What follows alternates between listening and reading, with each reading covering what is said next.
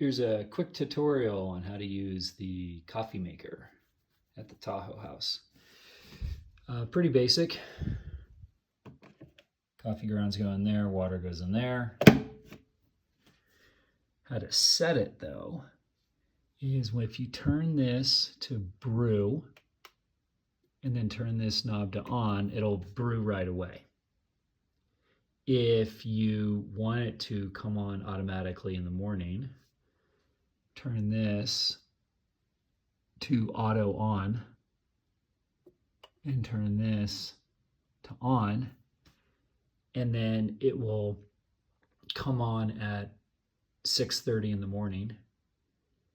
If you want to change the time, take this knob, turn it to program, and then change the hour and time to however you want. And then you can go ahead and set it to auto on and on. It'll turn itself off automatically after a while, and the lights will go out. If you need to turn it back on, you can turn it on here to keep it warm.